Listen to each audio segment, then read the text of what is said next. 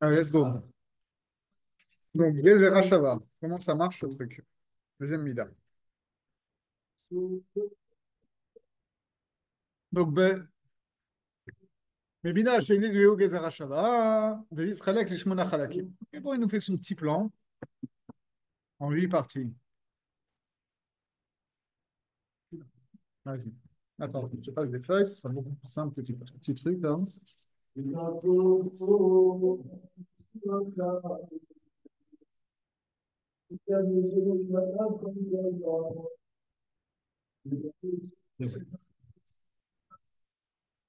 Attends, on attend un petit peu.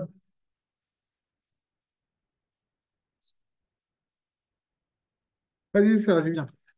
Je vais chercher un gobelet.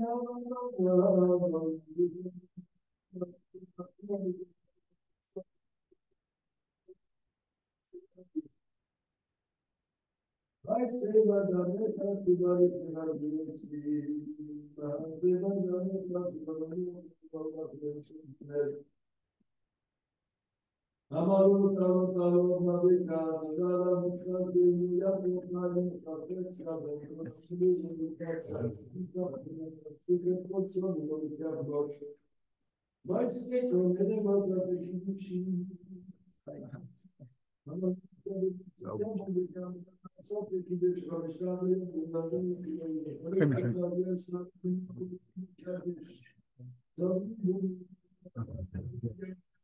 Donc, Gezer Hashava, en, en 8 parties, je vous rassure, c'est beaucoup plus court que pour 4 pages. Ouais, ça va faire comme ça. Première partie, Chelek Harishon, mais Maot Gezer Hashava. C'est quoi la nature de la Gezer Hashava? Chelek Hasheni, Tevot Gezer Hashava. C'est quoi les mots sur lesquels s'articule la Gezer Hashava? Chelek Hashishi, Be'ofan, Bakashetenu, Tevot, Asher Bahem, Nizan la Gezer Hashava.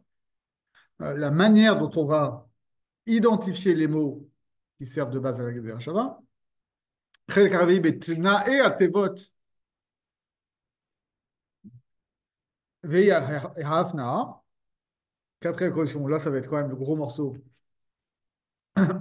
Les conditions que doivent remplir les mots pour faire une Gezerah Shava, ce qu'on appelle Hafna, ce qu'on va appeler moufné, c'est-à-dire littéralement libéré. En quoi est-ce que les mots sont libres dans le verset pour faire une Gezerah Shava? Chelek HaChamishi, Betolda Asher Nolid, Begezerah Shava, les conséquences qu'on va pouvoir tirer une Gezerah Shava. Chelek HaShishi, Bemaut, Haekesh, Belama Lomanao. Rabbi Ishmael Midot. Donc le Hekesh qu'on utilise tout le temps, qui ne fait pas partie des 13 Midot, pourquoi est-ce que c'est pas compté dans les 13? Et en quel rapport avec Gezer HaShava? Chelek HaShevi'i, im nochal lilmod mi Gezer HaShava kula bechumra eze mehem lilmod. Quand dans une Gezer HaShava où en fait on peut faire le lien avec deux sujets, où en fait on va faire une équivalence, on pourrait faire une équivalence sur la Khumra de l'un ou sur la Kula de l'autre, dans quel sens on va le faire? Chelek à Shmini, midat smuchin. Et ensuite, une autre mida qui est Anog Zerachava, le smuchin, la juxtaposition. Chelek Arishon, Baouta Zerachava. Donc, הלימוד השני, אשר ממנו נוכל ללמוד דבר אחר מחברו, והוא מכוח ההשוואה. Donc, on avait vu que le Kalvar Homer, ça se basait sur l'inégalité, okay, entre Kal et Homer. Gezer HaShava, ça se base sur une notion d'égalité. שהדברים השווים בדבר אחד יהיו שווים בכל דבריהם. D'accord? À partir du moment où on va poser une égalité entre deux sujets sous un aspect, alors on va vouloir chercher à les rendre égaux sur idéalement tous leurs aspects. Vermin Arishon Me'ashvaot, donc en réalité, il va y avoir plusieurs cas, parce que Binyan Av, etc., ça va aussi être des sous-catégories de ce principe logique d'égalité. Le premier, euh, c'est Hashva amunechet minoten Torah itbarach shemu. D'accord, c'est pas une égalité qui s'impose logiquement. D'accord, c'est pas une égalité a priori. C'est une égalité qui est posée, qui est donnée par Akadosh Baruch Hu dans la Torah. D'accord? Donc c'est du donné. והאחד, כאשר תניח התורה תיבה אחת בשני עניינים, אשר לא היה צריך אליה בשני העניינים, או באחד מהם כמו שנדבר, d'accord? La première option, c'est quand la Torah va poser comme ça un mot identique, on va dire pour l'instant, le même mot, dans deux sujets différents. Et ces mots-là sont superflus, soit dans les deux sujets, soit dans l'un des sujets. On va voir que c'est une discussion. כי אז נאמר שאין זה אלא להשוות את שניהם כדי שילמדו זה מזה. D'accord que à partir du moment où on va repérer des mots superflus dans un verset et qu'on va trouver dans un autre verset le même mot superflu, on va dire en fait, vu que ces mots-là en fait ils servent à rien, puisqu'ils sont superflus, en fait, à quoi ils servent justement à poser un lien entre les deux. והשני, כאשר ישווה שני נושאים בחברו, אותם יחד בפסוק אחד. וזה יקרא היקש, כמו שנבהר בחלק המיוחד אליו. Donc, autre cas, qui n'est pas Gezer HaShavah, qu'on va appeler Ekesh, c'est quand deux sujets a priori hétérogènes sont posés comme égaux parce qu'ils sont traités en même temps. Et ça, on n'en parle pas, on parle du premier sujet où il y a une égalité qui est posée par la présence dans chacun des cas d'un terme superflu. Ok. ועכשיו נבהר מהות הגזירה השווה. ואומר כי הגזירה השווה היא תיבה אחת מונחת בשני נושאים, אשר אינה נצרכת לנושאים בעצמם. C'est גזירה השווה, c'est ça la définition. C'est un mot qui est voilà, posé dans deux sujets et qui sert à rien euh, pour ces sujets-là en eux-mêmes. Et là, yeterim bedibour, munachim bedibour, d'accord? Ils sont superflus dans le discours. Munachim bekavana, minoten la Torah, qui sont posés là exprès par Akadosh Baruch Hu, qui écrit la Torah. Kedei le'ashvot et shnei anosim lilmod ze meze, d'accord? Pour que ça pose un signe d'égalité, c'est comme s'il y avait un renvoi de l'un à l'autre. Donc, a priori, pour l'instant, ça a l'air de vouloir dire que c'est des signes qui sont vides de sens en eux-mêmes. Bon, c'est comme une astérisque. Regardez un astérisque, sauf que ça te fait un renvoi. En réalité, on va voir que c'est pas si pachoute que ça. Que la nature du mot peut quand même avoir une importance. D'accord? C'est pour ça que ça s'appelle Gezerah Shava. Qui milad Gezerah. C'est quoi Gezerah? Ça veut dire quoi Gezerah? Hishem Nomar Alateva. En fait, Gezerah, avant de vouloir dire Gezerah, décret, ça veut dire un mot. En fait, Gezerah, il faut le comprendre comme terme. D'accord.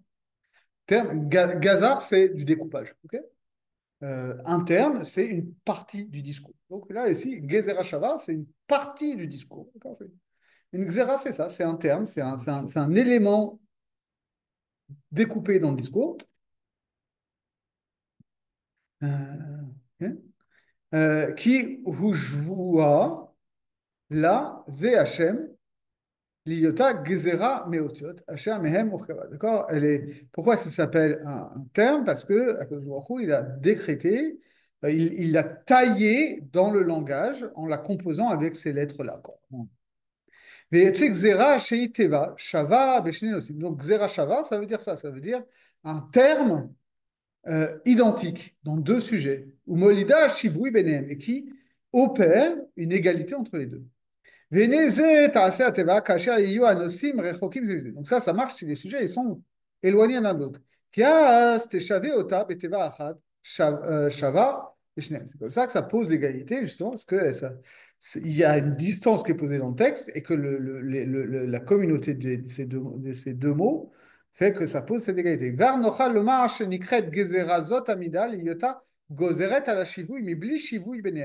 on peut aussi interpréter en tant que xéra, en tant que décret, en tant qu'arbitraire, c'est-à-dire que cette présence d'un même mot,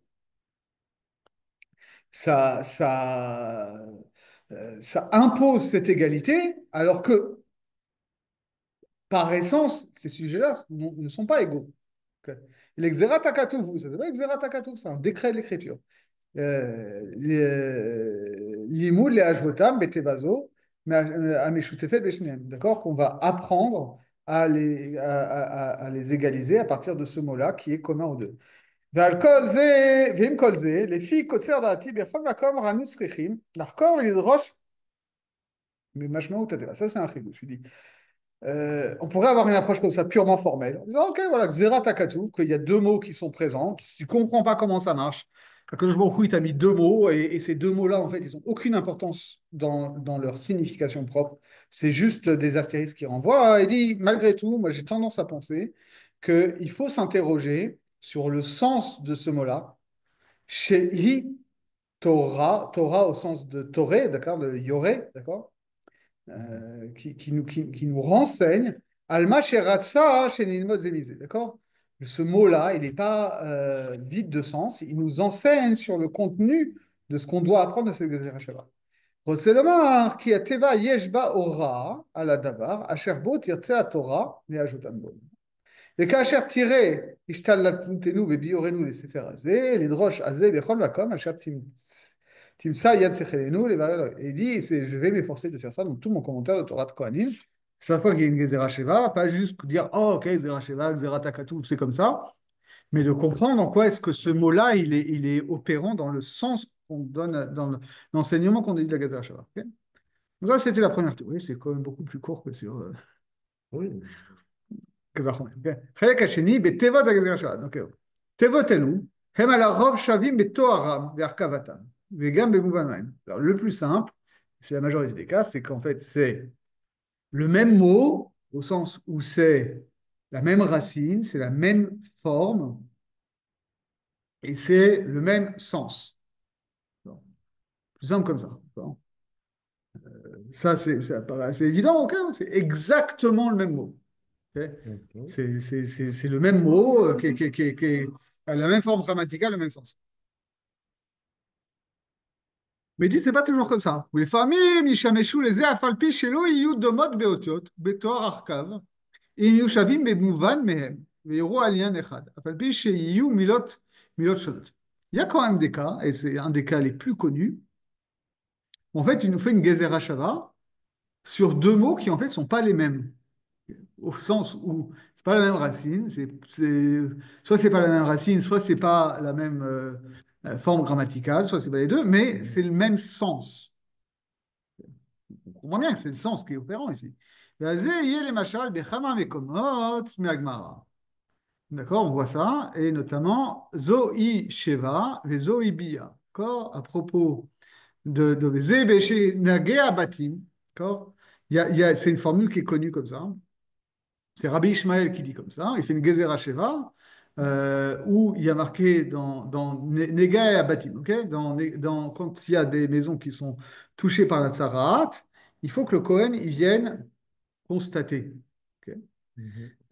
Et il vient plusieurs fois. Il vient une première fois constater, ah oui, il y a une tâche comme ci, comme ça. On circonscrit la tâche et après il revient pour voir si la tâche elle n'a pas bougé, si elle s'est agrandie, etc. Pour ça, on connaît. Mhm. Okay. Si on ne dort pas pendant Kriyat Torah, on connaît.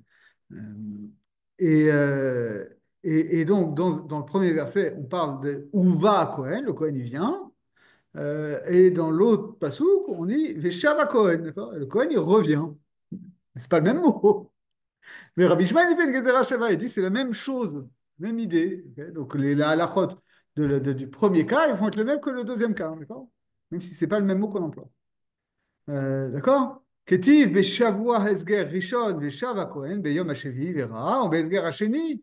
C'est encore plus que ça, parce qu'en fait, il y a la première fois, il vient. En fait, au bout de 7 jours, il revient. Besger hasheni, d'accord? Si au bout de la deuxième période de 7 jours, il revient. Omer acharkar, ve'em yashuv hanega ou parach babayit ou va hakohen vera. D'accord. Quand il vient pour la troisième fois, on ne dit pas veshav hakohen, on dit ou va hakohen. Donc il vient, il revient et il vient. Ubanu shte milot elu, l'exera shava. Et pourtant, on fait une gezerah shava sur Veshav à Kohen, Uva à Kohen. No markan Veshav et no markan Uva. Ou matme Agmara. La Gemara, elle s'étonne là-bas. Baiser de er dan à gezerah shava, mettez votre chose. Quand tu fais une gezerah shava avec deux mots qui sont pas les mêmes, quoi. Donc, vraiment, ça va être gezerah shava, c'est le truc qui fonctionne sur les mêmes mots, c'est pas le même mot. Mais Tana devait Rabbi Ishmael, Tiret, c'est au nom de Rabbi Ishmael, enfin l'école de Rabbi Ishmael, Résout problème. זה זוהי ביאה, וזוהי שיבה, וזוהי ביאה. אוקיי? כלומר, כיוון דמשמעות שתי מילות אחת הוא, vu que c'est le même sens dans les deux mots, הווה כאילו יהיו שוות. Ça fait une équivalence. Okay? Donc on retrouve la chita de Rabbi Ishmael qui dit Dibra Torah Kishod mi Adam. Okay? La Torah, elle utilise une rhétorique comme les rhétoriques des hommes. Parfois, tu n'emploies pas exactement le même mot, mais ça veut dire exactement la même chose. Okay? Contrairement à Rabbi Akiva qui, lui, va être médaillé n'importe quel détail. Okay? Donc, Achar sheoratam hu al biyat Cohen lirot et nagav. Vu que c'est le même sujet, c'est que le Cohen il vient pour constater. C'est le même sujet. Et là, chez Bia Rishona Yikare Bia, Bashenit, Bashnia, Yikare Sheva. ושניהם יראו על ביה, ואם כן, הבלה כאילו כתיב ושניהם ביה. לכן היה למשל בכל מקום שיצא בגמרא לידון גזירה שווה משתי תיבות, בלתי שוות בתוארם ובאותיותיהם, ושוות במשמעות. Zoï Shiva, donc c'est devenu une maxime dans la Gemara. À chaque fois qu'on veut dire non, ok, il y a une Zera Shava, même si c'est pas exactement le même mot, mais c'est le même sens. Voilà, Zoï Shiva, Zoï Bia. C'est la même chose. Veda Ure Shamu Begmara, Eruvin, Dehine Mile Dainan, Mehar Tevot Echa, Delika Tevot Iterot, Sheyu Domot Gam Beotudan Beachavotam. Aval Ika de Dame Bechol, Azod Dainan Le, et là, et là, en fait, il anticipe déjà un autre sujet, c'est que ce genre de Xerashava, où en réalité, c'est pas exactement le même mot, mais c'est le même sens, on ne pourra y recourir que s'il n'y a pas une autre Xerashava où c'est vraiment les mêmes mots. En réalité, c'est le problème de fond qu'on va avoir dans tout ce sujet-là, parce que on a tous en tête, ah, Xerashava, c'est hyper spécifique dans les Midot, que on ne peut pas inventer des Xerashava, c'est un truc, c'est Kabbalah, Mipi Avura, Halakha et Moshe Missinaï, que c'est transmis. Si tu l'as reçu de ton Rav, qu'il a reçu de ton Rav, qu'il a reçu de ton Rav depuis Moshe Rabbeinu, alors tu as une Xerashava, et sinon tu ne peux pas inventer une Xerashava. Pourtant, hein, le problème qu'on va avoir, c'est que eh ben, souvent, il y a un Tana qui fait une Xerashava, et la Gemara, elle discute, elle dit pourquoi il fait cette Xerashava, il y a une autre Xerashava à faire, et donc il y a des priorités en Xeroshavot. Donc ça veut bien dire que finalement, on peut discuter sur une Xerashava. Comment tu peux discuter sur une Xerashava si c'est une Kabbalah et Mimoshe Misinaï? C'est la question. En tout cas, déjà, on voit ça, que parfois, il peut y avoir deux xéros de Shavuot concurrentes. L'une où c'est exactement les mêmes mots, ou l'une où c'est pas exactement les mêmes mots. Et on privilégiera celle où il y a exactement les mêmes mots. Mm. החלק השישי, באופן בקשת התיבות אשר מהם ניתן Il גזירה y a שווה. il y a un autre détail aussi, c'est que les deux verbes ici, Uba et Ah, Shab, ouais. ils sont dans la phrase. C'est pas des termes en trop, ils sont pas superflus. Oui, c'est vrai. C'est- Non, si, ils sont superflus, parce qu'en fait, on aurait très bien pu dire euh, Ur a Cohen. Et le Cohen voit. S'il Ouais, voit, c'est qu'il est venu. ouais, d'accord. Ok. Ok. Ok. Mais c'est vrai que ça va être des subtilités comme ça, de savoir qu'en réalité, tous les débats qu'il va y avoir sur est-ce qu'on fait tel Xarashava ou tel Xarashava, ça va être est-ce que tel mot il est superflu ou pas? C'est la souga qu'on va voir. Donc, החלק השלישי, באופן בקשת התיבות אשר מהם ניתן גזירה שווה. d'accord? Comment on va rechercher ça? הדבר מוזכר מכמה מקומות בגמרא, c'est גזירה שווה, נו נמסרה לכל החכמים לדון אותה בעצמם. d'accord? Donc, c'est vrai qu'on a un clal comme ça, que les sechel achamim, d'accord? C'est pas une notion logique où n'importe qui peut prendre le texte de la Torah et se dire, voilà, logiquement, il y a deux mots qui font une xerashava, je fais une xerashava.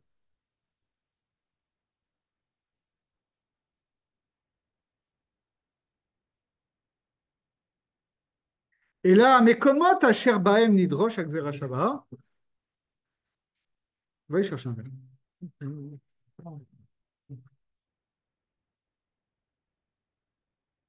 Ça va? Bon, je fais une pause, je te répète 2 secondes. Ok. Donc, on est dans le Zarashava. Ce qu'on a expliqué, c'est que c'est donc des deux mots qui sont en trop dans deux passages complètement différents Et du fait qu'ils sont en trop, ça pose un signe d'égalité entre les deux, mais c'est une égalité qui est posée par le texte de la Torah, c'est pas une égalité logique. Et que en réalité, même cette égalité, parfois, ça peut être sur deux mots qui ont le même sens, même s'ils ne sont pas exactement les mêmes mots. Ok. Par exemple, quand on disait dans le cas classique, c'est à propos quand le Cohen revient voir la Sarah sur les maisons. Une fois, on dit Veshav à Cohen, le Cohen il revient. Et la fois d'après, on dit ou va à Cohen, le Cohen il vient. On dit, bon, le fait de revenir, c'est la même chose que le fait de venir. Zoé Shiva, Zoé Bia. Mais que ça pose le problème que parfois, là, il va y avoir deux xérot Shavot concurrentes sur un même enseignement et qu'on va donner préférence à la Xéra Shava où c'est exactement les mêmes mots par rapport à celle où c'est pas exactement les mêmes mots. Or, la question, comment est-ce qu'il peut y avoir concurrence entre des Xéra Shavot si justement c'est quelque chose qui est reçu par tradition, que c'est pas quelque chose qu'on invente, d'accord? C'est qu'on dise que ça. Et là, mais comment Tacher Nidrosh Xéra Shava et Mekoubalim et Arsinaï? Là, il faut voir, il va insister là-dessus. Il dit, c'est les endroits où il y a une Xéra Shava à faire qui sont transmis depuis le Sinaï.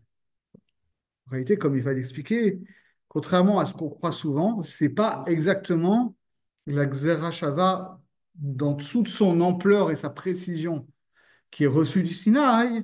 Ce qui est transmis depuis le Sinaï, c'est les endroits où il y a une Xéra Shava à faire. Veze omram she'en adam den Xéra Shava me'atzmo, et là, inken kibela merabo. C'est ça qu'on veut dire. Et on va avoir une approche un peu minimaliste de qu'est-ce que ça veut dire qu'on ne peut pas faire une Zera Sheva tout seul, qu'il faut avoir reçu une tradition. Va Ramban, Besefer Asagot,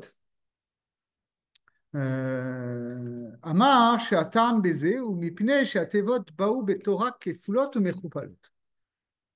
Ma Shei Efshar Lispor. Bon, il faut être réaliste. Dans la Torah, il y a plein de répétitions, il y a plein de redondances. Impossible de faire la liste de toutes les redondances qu'il y a dans la Torah. V'yirtov bechan milot mechudashot. Moi, chez le Yertov bechan, d'accord? Il y a des endroits où la Torah elle va rajouter des précisions. D'autres endroits, elle n'en rajoute pas. Ve'elu nitena gzera shava lechachamim lidrosh ota misichlam. Si on avait lâché la bride aux chachamim à faire des xérot shavot comme ils le sentent, partout où ils le sentent. Par même, il donne Berucho, Veyeros, Kama Dinim, ve Kama Inyanim, Vetipol la Torah, Vechoma Betsora. D'accord. Finalement, si tu veux t'amuser, si c'est open bar sur Gezerot Shavot, qu'à chaque fois qu'il y a un mot qui a l'air en trop, tu veux faire une Gezerah Shava, tu vas le faire partout et finalement, tu vas complètement détruire la structure de la Torah. Donc, on a mis des garde-fous. Mais ça ne veut pas dire qu'on a transmis précisément c'est quoi les xérot Shabbat. Sinon, il n'y aurait pas de marloquette. Echa, ren adam racha, il donne xéra Shabbat, mais asou. Vacher ani achezele, beze, beshte ta'amin. Je vais essayer shte ta'amin. D'accord? Il dit, maintenant, je vais expliquer ça de deux façons. Echad, ki en lecha teva, velo, od, velo, kutz, bikutz la Torah, sheye yeter, ve Torah, chadeshah. On a par ailleurs un autre principe. Ramban, il dit qu'il y a plein de mots qui sont et qu'il y a eu plein apparemment de redondances dans la Torah, mais par ailleurs, on a un principe qu'en réalité, non, il n'y a rien de redondant dans la Torah. Chaque mot, chaque lettre, chaque bout de lettre, ça a un sens précis. C'est là pour une raison précise.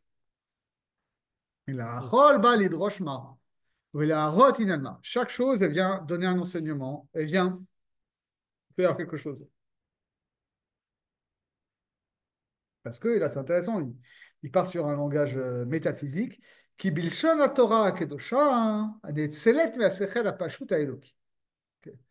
La Torah, la Sainte Torah, c'est une émanation de l'intellect simple divin. En l'ershov chez Yavobo Mila, au hot nosefet lelo enyan chas v'shalom. Ok. C'est-à-dire, nous, on a, il faut comprendre quelque chose. Là, c'est un langage maïmonidien. Nous, on a une capacité intellective. Ok. Notre intellect, c'est une capacité à comprendre les choses. Ok. Mais c'est un potentiel. Ce potentiel, tu peux l'actualiser bien, tu peux l'actualiser mal, tu peux te tromper. Et donc, il peut y avoir du obsolète. De la même manière que, bien que ça me peine de dire ça, chacun a un potentiel d'être un bon sportif, mais tu peux mal t'entraîner et faire des trucs qui ne servent à rien. Chacun a le potentiel d'être un grand musicien, mais tu peux avoir des mauvaises pratiques d'entraînement à un instrument et faire des trucs qui sont complètement superflus. Ok. Akadosh Baruch Hu, son intellect, c'est pas un potentiel, c'est un intellect en acte, et donc il est complètement simple, et donc il y a rien de superfétatoire. Donc la Torah, qui est une expression de cet intellect accompli, il n'y a rien qui est superflu, il n'y a rien qui est une coquetterie esthétique ou une hésitation, d'accord? אלא שיש מהם קצת תיבות שנכתבו בעניינים ללא הועיל לעניין הכתוב שם. Mais c'est vrai qu'il y a des mots qui sont écrits dans certains contextes, qui dans ce contexte n'ont pas de fonction. Qui bimkomam lo yeredavar. Dans leur contexte étroit, ils ne nous apprennent rien. Et là, chez Nirtevu, les ajot benosim asher ba'em nirtevu. D'accord. Ils sont donc écrits pour poser une équivalence entre les différents contextes où ils sont écrits. Chez Yézé Domelezé, Be'inyanav, O Be'inyanma. D'accord? Soit pour poser une égalité totale, soit pour poser une égalité partielle. ולא יספיק ההיכל האנושי להבין ולהראות איזה תיבות יהיו התיבות אשר באו נוספות. Mais sauf que nous, comme justement, on a un intellect approximatif, et ben, on n'a pas une certitude pour pouvoir dire tel mot il est en trop et tel mot il est indispensable. Et d'ailleurs, moi, c'est mon boulot. En tant qu'éditeur, je fais ça toute la journée. J'ai des gens qui ont écrit un texte et je suis là en disant, mais ok, mais tel mot il sert à rien, telle phrase elle est redondante, etc. Et alors, en D'accord. général, j'ai raison parce que je connais mon boulot. Mais ça arrive où l'auteur me dit non, non, mais en réalité, ce que j'ai voulu dire par là, dans ce truc qui a l'air redondant, c'est telle et telle chose. Alors, à ce moment-là, mon rôle, c'est de dire que je ne suis pas moi chez Rabbeinu, mais tu n'es pas Kadosh Baruch Hu. Donc, si ta répétition, elle vient ajouter quelque chose, il faut l'expliciter. D'accord. D'accord. Mais pourtant, on tient, enfin, je ne sais pas si on tient, mais Dibra, Torah, question de Adam. Alors, tu as pris Oui, ça comme ouais, l'opinion de Rabbi Ishmael ouais. seul, mais bon, il semblerait quand même que pour Rambam, c'est acquis. Et, et pourtant, le Hachon du Adam, c'est un Hachon plus, on va dire, imparfait. Et donc, qui ne peut pas exprimer les choses de manière pure et sans et sans aucun superflu. Et pourtant, la Torah va, avec ce Lachon-là, exprimer quelque chose sans aucun superflu. C'est vrai que c'est deux visions différentes. Et d'ailleurs, on va voir que très souvent, enfin, ça dépend. Il faudrait faire une analyse différentielle des Gezerot Shavot de Rabbi Akiva, on va rencontrer très souvent, et de celle de Rabbi Ishmael, parce que Rabbi Ishmael, il en fait aussi. Est-ce qu'elles sont de nature différente? Ok, gardons ça comme principe régulateur de voir est-ce qu'elles sont de nature différente, parce qu'on va les rencontrer.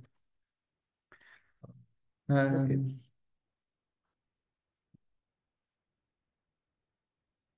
on va en avoir des exemples. Les émayot chez Kiblou, chez Yesh Tevot Asher Baoul, d'accord. Euh, Même si on a effectivement une tradition qu'il y a des mots qui servent à ça. Ok. Nachem, tu vois, là, il n'est pas en train de dire que, justement, il n'est pas en train de dire que tous les mots superflus sont là pour faire des Gezerot Shavot. Il est en train de dire parfois oui, parfois non. Ok. Et en réalité, justement, du fait que tu auras dit Kilshon Bnei Adam, il y a des répétitions. Et toutes les répétitions ne viennent pas forcément enseigner Gezerah Shava. Ok. Donc, il y a sans doute des choses à apprendre, même des répétitions, Oui. ok, mais pas forcément Gezerah Shava pour tirer des dynimes comme ça, de poser des signes égaux partout. Donc, justement, il a fallu. En réalité, c'est ça qui est intéressant, c'est que quand on nous dit que Xerashava, c'est un truc qui est Kabbalah Mimoshe, euh, c'est un principe restrictif de qu'est-ce qu'on fait comme Xerashava. Mais ce n'est pas un principe qui va définir exactement quel type de Xerashava on fait.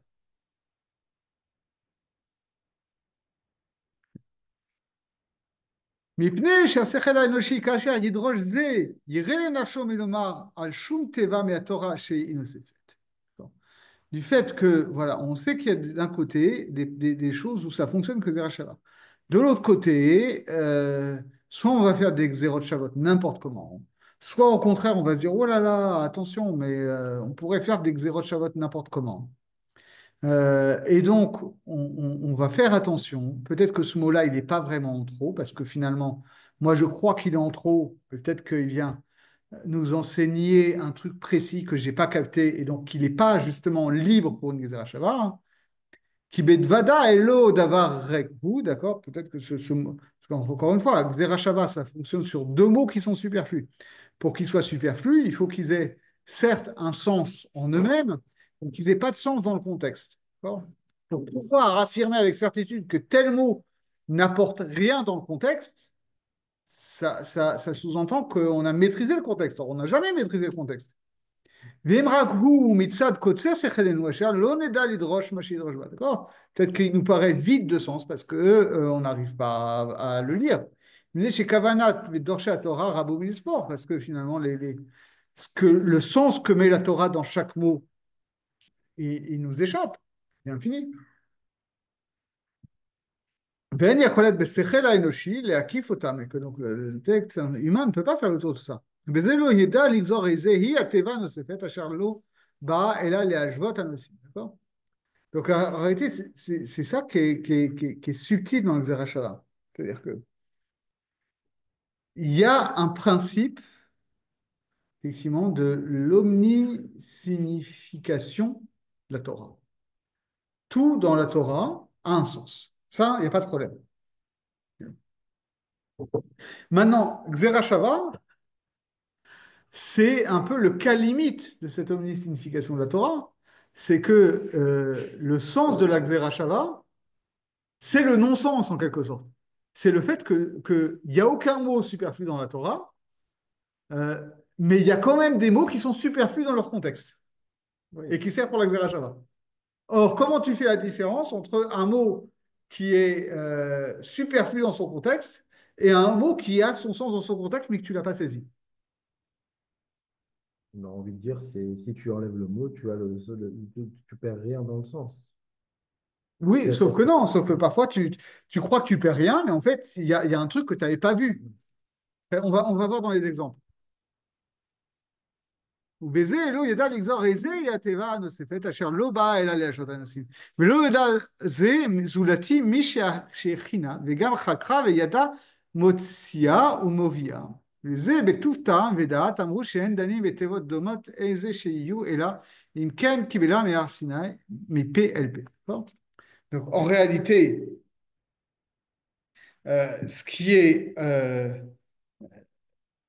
quand on dit qu'il y a une Xerashava qui est transmise par tradition depuis Moshe Rabbeinu, ça ne veut pas dire, tiens, tel mot, il faut l'interpréter comme Zerachava. C'est pas ça. Et c'est pas du tout ce que les gens s'imaginent en général en disant, ah oui, Rabbi Akiva, il a reçu qu'il y avait une Zerachava entre tel mot dans tel passouk et tel mot dans tel passouk et qu'il fallait en apprendre telle chose. Non, en réalité, ce qui se passe, c'est que si on n'avait pas de Kabbalah, on pourrait faire aucune Zerachava parce qu'on ne pourrait jamais présumer que un mot est vide de sens dans son contexte. Okay.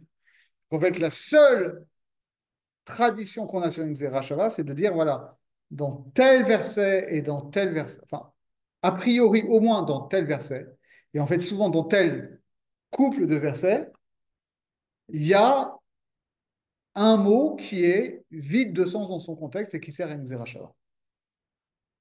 Oui, il n'y a pas d'hésitation si on désigne les deux versets a priori, enfin, sauf S'il y Eh a ben, on va voir que chacun des non. versets a plusieurs mots communs. Oui, ben, justement, c'est ça qui va être le problème. C'est qu'on va, le cas qu'on va voir, c'est un des cas types, c'est où il y a deux versets, où il y a plusieurs mots en commun, et finalement, c'est quoi la Xerashava qu'on fait?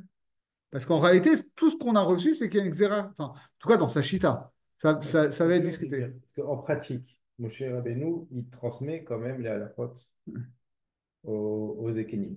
Ouais. D'accord? Donc quand il transmet les halachot, il va pas, il va leur transmettre juste les halachot stricts sans le moyen de les retrouver dans le texte écrit et leur C'est dire une grosse débrouillez-vous. question. C'est une grosse question.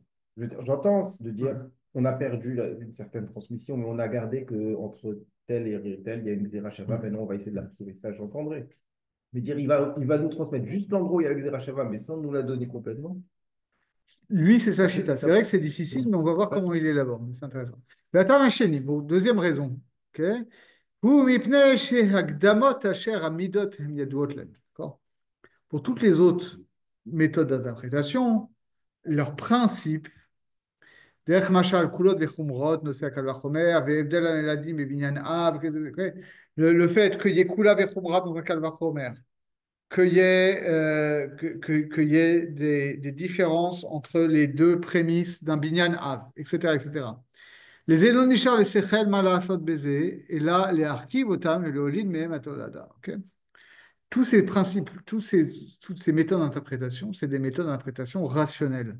Donc en fait, les principes, on les a déjà. C'est des principes, on va dire, de la raison pure, pour parler comme Kant. Ok. Des principes de l'entendement, de l'inégalité, de la différence, de la ressemblance. Ok. Donc ensuite, nous, on peut... c'est un donné rationnel. Donc après, la raison, elle n'a plus qu'à opérer là-dessus en combinant les principes rationnels. Mais les Enonim Sarlenu Sinaï et la Tsurat Arkavat Amidon. Ouais, donc, ce qu'on a reçu au Sinaï, c'est voilà, quelle est la forme du raisonnement talmudique. Ok. Comment est-ce qu'on déduit une conclusion des prémices du Kalvachomer? Qui ken hema ayud bet midot המקובלות מסיני, d'accord? וזה בתיתו לנו כלי האומנות בידינו להרכיב בכל מידה ומידה מההקדמות, נסתרה הרכבתם לשכלנו. כי ההקדמות אשר מהם יורכבו ידועות לנו, d'accord? Donc on a des principes qui sont innés, et ensuite on nous a transmis au Sinaï comment, à partir de ces principes innés, construire des raisonnements. Ok. Le daïo, le machin et tout ça. Ok. אמנם, בגזירה שווה, גזירה שווה, ההקדמות בה הם התיבות הנוספות אשר לא נכתבו ללמד ממקומם שום דבר. C'est quoi les principes, d'accord, les prémices à partir desquels on va opérer? C'est ces mots-là, c'est ces mots qui sont en trop, qui sont écrits et qui ne nous apprennent rien. Venze les chol atevot.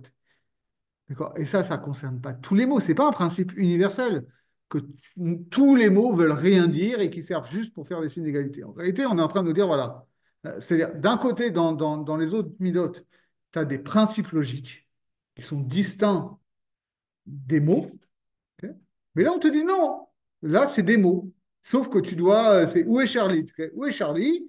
Tu dois trouver sur le dessin quels sont les mots qui jouent un rôle et quels sont les mots qui sont là juste pour faire des principes d'égalité. Mais c'est des mots.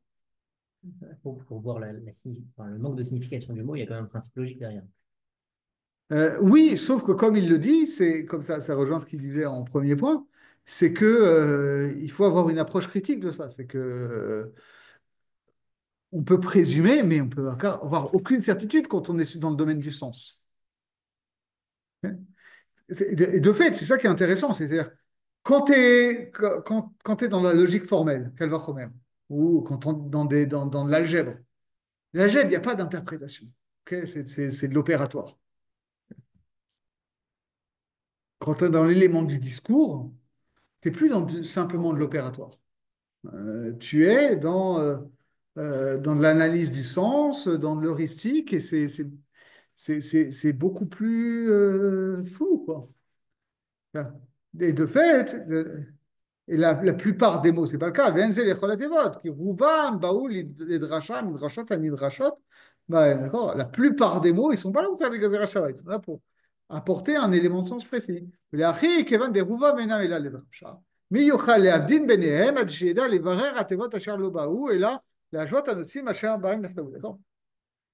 Vu que précisément, tu as ce principe de l'omnisignification de chaque mot de la Torah, comment est-ce que tu peux dire, comment est-ce que tu peux, au bout d'un moment, te dire, bon, bah, ok, ce mot-là, je ne lui trouve pas de supplément de sens dans son contexte, donc je vais décréter que c'est Xerashava. Non, peut-être tu te serais cassé la tête encore 2 jours de plus, tu aurais trouvé un sens spécifique dans son contexte. Donc, c'est pas une Xerashava. Mais les Akdamot Amida Neelamot. Et donc, ça fait que les principes, les bases, les éléments de base sur lesquels on va construire cette Shava, ils ne sont pas évidents. Les Anus Richim, les Kabel Messina et Akdamot. Vehem Atevot, Veofen Archavatam, et le mode Anosim Zemizé. Donc ça, c'est bon. Avaline Yekshir Alze Mishne Panim. Sauf que cette analyse-là, qui est sympathique, elle pose quand même des difficultés. Echad me'asechel. Première difficulté rationnelle. Deim ken maniten lanu lidrosh b'gzerashava dechlala Rabbi Ishmael im hayud gimel midot shatorah nidreshet bahem. Shaitzé beze et lomar she'anu dorshim bahem livrei Torah. Bon. Si c'est comme ça, si en réalité, il n'y a pas de logique, il n'y a pas de raisonnement possible sur un Kol Vachomer, pourquoi c'est compté avec les 12 autres? C'est un autre truc. Ok. En fait, tu n'es pas Doresh. T'es pas Doresh avec ça. C'est une tradition. Il y a pas de- Tu produis pas intellectuellement quelque chose. Asher dit, c'est baiser le marché à nous, dorshim baem divrei Torah. Vene kifi machamanu, drachat exereshava, drusha, hikvar misina. Vene nous dorshim pas, d'accord? On te dit que tu es Doresh, c'est-à-dire tu découvres des choses, tu découvres des choses par l'analyse, là tu découvres rien par l'analyse, c'est transmis, c'est comme ça. Vacheni, mais dit vrai Agmara. D'accord. Et ensuite, dans la Gemara, on voit bien que ça ne fonctionne pas comme ça. Des parik be'arbe mekomot, mais ma'e chazit des gamart mehar teva, ligmor me'acharina. Très souvent, la Gemara, hein, une fois qu'il y a une xéra shava qui est apportée, elle pose la question, mais pourquoi tu as présumé qu'on faisait une déduction à partir de tel mot? On peut faire une autre xéra shava à partir de tel autre mot qui est commun. והדבר קשה, כפי מה שאמרנו, דהי מהתיבות והתרשה נמסר לנו מה בחירה נשאר לנו, d'accord? Si bien ce qui nous est transmis, c'est les mots qui font la Xerashava et l'analyse qu'il faut en faire, que tout ça c'est déjà du donné, bon, on n'a plus rien à faire, tu ne peux plus discuter. שאין אנו דורשים אלא אומרים מה שדרשו מסיני, d'accord? On n'analyse rien, on répète ce qui nous a été transmis. ואלו התיבות המסורות לנו, voilà les mots qui nous ont transmis. ואם כן, מהי בעיה, מהי חזית וכו'. La question de la Gemara, on s'en fiche, de dire ah, pourquoi tu as fait comme ci, pourquoi tu n'as pas fait comme ça. Et la carte masroulanu. On ne sait pas, on n'a pas décidé, on nous a transmis comme ça, nous on répète. ואם כן, באחר נאמר שמקום הניחו לנו לדרוש במידה זו, והוא המיוחס לנו. En réalité, ça veut dire que même dans Xera Shava, on a de la marge de manœuvre. Là, il pose sa thèse, qui est effectivement discutable, et elle va discuter en note d'ailleurs. Il y a 2 modalités dans lesquelles le Xerashava a été transmis au Sinaï. וזה שבקצת המקומם אמרו לנו הנושאים אשר צריך שנשווה אותם על ידי תיבה כתובה בשניהם בלתי נצרכת, אלא להשוות הנושאים ללמוד זה מזה, אבל לא הורו לנו התיבות בעצמם. D'accord. Soit que ce qui a été transmis, c'est uniquement, voilà, ces 2 sujets-là, ils sont liés par une Xerashava. Et donc, ils ont un mot en commun. Mais quel mot en commun? Parfois, ils ont plusieurs mots en commun et on ne nous a pas transmis, soit que ça n'a jamais été transmis, soit que, en fait, ça s'est perdu, effectivement, c'est possible. Quel mot précis?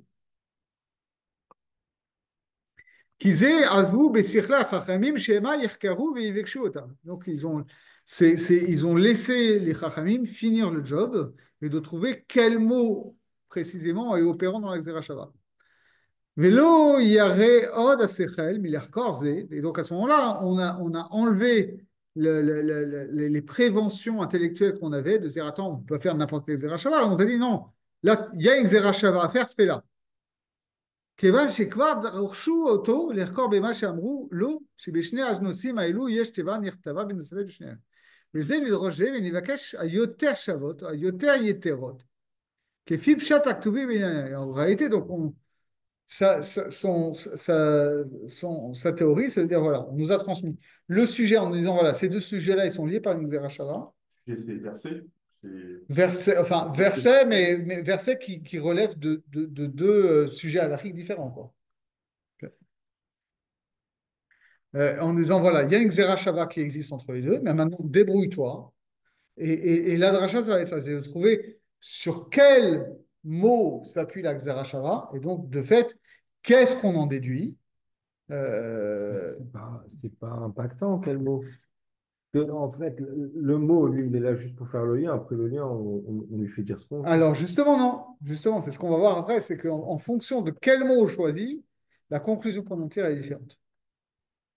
Est-ce que c'est parce que, en fonction du mot qu'on choisit, en réalité, la lecture qu'on donne des deux versets est différente? Exactement. Ah, voilà, d'accord. C'est ça. C'est-à-dire que si tu dis, voilà, le mot superflu dans chaque verset, c'est celui-là. C'est-à-dire ce mot-là, je l'enlève de ma compréhension. Ça va être plus clair quand on va voir l'exemple. Ouais. Mm.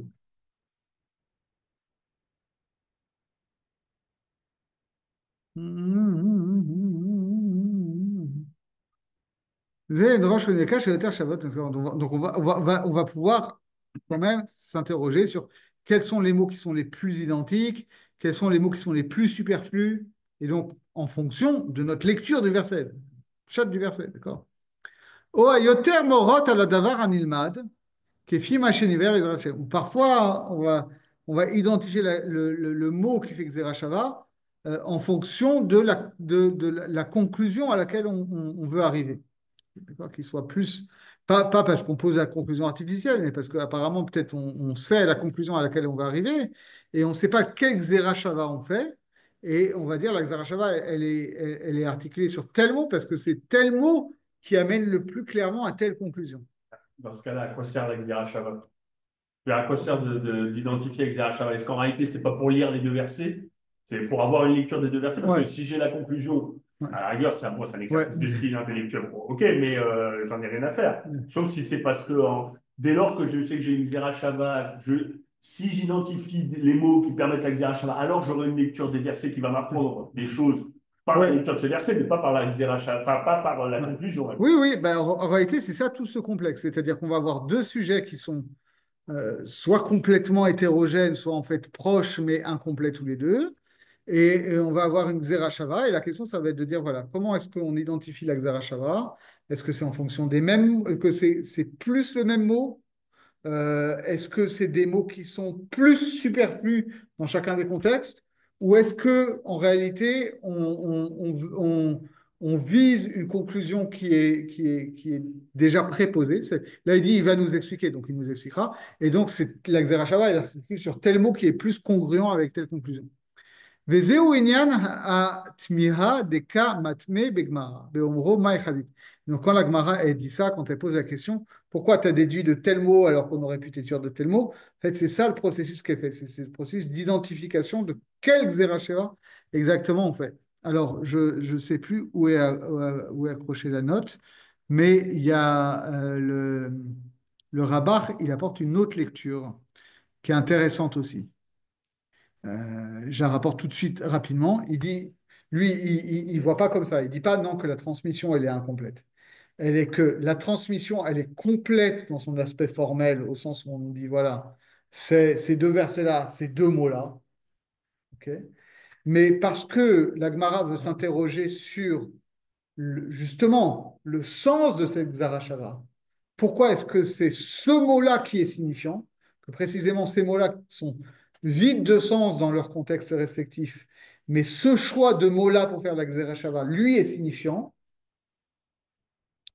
En quoi est-ce que ce mot-là de Xerashava est signifiant, alors qu'il y avait d'autres mots sur lesquels on aurait pu construire une Zerachava qui aurait été peut-être plus signifiant. D'accord? Donc, c'est une logique modale. D'accord. Il y a il y a les deux lectures. Soit et en fait, ça, c'est un klal qu'on a dans tout le limoud de l'Agmara. L'Agmara, elle pose des questions sur les enseignements des Tanaïm, des Amoraïm, etc. Il y a deux façons de le voir. Soit elle sait vraiment pas, elle pose une vraie question. Ok. Donc là, ici, pourquoi est-ce qu'on a fait cette Xerashava là? On aurait vraiment pu faire une autre Xerashava. Donc elle pose une vraie question, hein, peut-être pas la même chose. En réalité, non. Elle n'a pas de vraie question. Elle sait très bien comment on va de A à B. Mais comme elle veut mettre en lumière comment on va de A à B, elle imagine un chemin alternatif qui irait de A à B', et elle démontre par l'absurde que c'est que de A à B', ça ne marche pas, et que donc c'est bien de A à B. C'est une logique, c'est une logique modale et pas une logique déductive.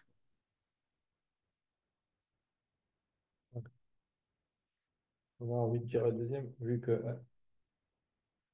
quand il y a une conclusion à l'article, il faut bien dire que la génération à laquelle ils ont établi euh, cette Gemara, ils appliquaient déjà une halakha.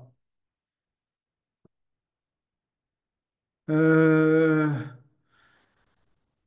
Oui et non, parce que ça, il faudrait voir, parce que quand ça dépend comment tu passes, comme on dit, à partir d'une marque entre Tanaï, il faudrait voir à chaque fois toute la souillure, mais il n'est pas du tout exclu que, bah voilà, il y a une marloquette entre Rabbi Akiva et Chachamim, et que Rabbi Akiva il se base sur une Xerashava, qui serait donc Alacha et Moshe Missinaï, et finalement, Alacha qui est Rabbi, et là, Alacha, elle n'est pas comme Rabbi Akiva, là, Alacha, elle n'est pas comme la Xerashava. Ça n'empêche pas que c'est une Xerashava qu'il a reçue, parce que de fait, ça, c'est vrai que c'est une grosse Oui, question, parce que si tu tiens un principe strict, que voilà, dès que c'est Xerashava, c'est Halakha et Moshe Missinaï, bon, il n'y a plus de débat. Tu vois, alors ouais, tu peux faire de la discussion à la marge sur on aurait pu faire autre chose, mais en fait, c'est ça la vérité. Mais sauf qu'à ce moment-là, s'il y a une marloquette entre un Tana qui a une Xerashava et des Chachamim qui ne tiennent pas cette Xerashava, la halakha, elle serait d'après le Tana à la Xerashava, même si les règles de la psycha elles font que normalement on n'est pas posé comme lui. Compliqué à dire. C'est- Sinon, on irait la Khumra. Si c'était un doute de writer, on irait selon la Khumra. De l'appliquer dans ce sens. Même si on n'est pas sûr. Bah, il y a des cas, on va voir le cas là, on y arrive quand même. Là, c'est la Souga. On va faire la Souga. Et on va voir que c'est pas forcément la Khumra ou la Kula, c'est des options à l'Afrique. Alors, voyons voir. Et gardons en tête qu'on va aller voir comment on est possède là-dessus. Ok. Où est-ce que j'en suis? זה מתיבזות, אחרת יהיה, אתה יודע, יתרה. או תורה יותר, אה, מחזית, ça veut dire quoi? שיצא מה ראית עד שגזרת שאלו הם התיבות היתרות שעליהם ניסה היות הגזירה של הגן. Doute, comment tu as fait pour dire, pour déterminer que c'était ces mots-là sur lesquels on faisait la gzera shava, dans cet endroit-là, dont on a reçu l'emplacement par tradition. On aurait pu faire au même endroit une autre Xerasheva, d'un autre mot, chez Yoter et qui est plus superflu. Otore Yoter Alina Nilmad, chez Bechira, ou qui est plus en lien avec la conclusion à laquelle on veut arriver, chez Bechira Betevazo, lo tiye la kefi echad mishne inanu elu. D'accord? La, la, la, la latitude qu'on a, c'est ça. Soit quel mot est le plus superflu, soit quel mot sur lequel on base la Sheva est plus en lien avec l'enseignement dont on déduit. Kegon Art des Perek Elou Neharot. D'accord? Elou Neharot, donc c'est ce fameux Perek là-bas. On va le faire dedans parce que c'est un peu compliqué. Donc, on est dans Ketubot, Lamed Chet Amud Aleph.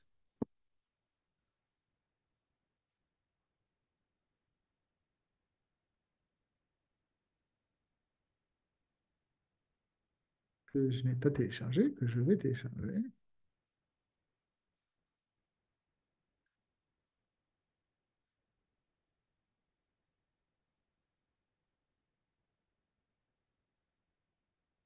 38a.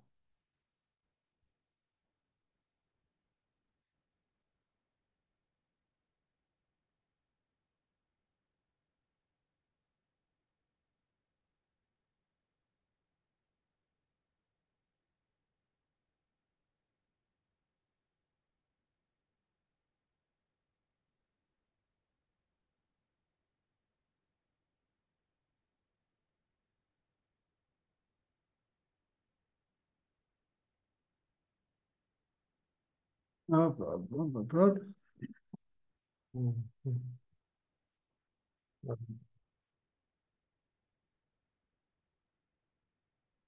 Bon, je préviens, c'est un peu compliqué. Bizarre. Je m'y attendais pas. Donc ce Pérec, Elul et Harod, c'est toutes les histoires, en fait. Le sujet de ce Pérec-là, dont on avait déjà parlé, c'est dans des cas de viol de jeunes femmes non mariées. Je suis désolé du sujet un peu hard. Ok. Et là précisément, dans quel cas, à qui est-ce qu'on paye la compensation financière? Il y a plusieurs types de compensation dans un cas comme ça. Et il y a une compensation purement financière qui est marquée dans la Torah. On va voir les versets, ce sera plus simple de les avoir en tête. Euh, qui dit comme ça. Ok. Donc là-bas, c'est en Dvarim, Kafbet, Kafret, d'accord? Deutéronome 22-28, on dit comme ça. Ki yimsa ish na'ara betula, asher lo orasa, utfasa, veshacha ve'ima, venimsa'u. D'accord? Si un homme surprend une jeune femme vierge qui n'a pas été fiancée. Donc, Néara, c'est plus une enfant, elle a plus de 12 ans, mais c'est pas encore une adulte, donc elle n'a pas encore 12 ans et demi. Un créneau très restreint, elle a entre 12 ans et 12 ans et demi. Vierge, non fiancée, et qu'il l'attrape, et qu'il couche avec elle, et que la chose euh, est découverte. Ok. Dans ce cas-là, on explique que il lui doit, en réalité, pour résumer, euh, si c'est le cas d'un viol, il lui doit, si je ne me trompe, trois choses. Il y a d'une part une amende. Attendez, c'est explicité après. C'est encore, je crois. Alors, la Gezerah Shabbat va porter sur la partie de l'amende qui est donc 50 shkalim. Mais pour donner quand même le contexte, qu'est-ce qu'il lui doit?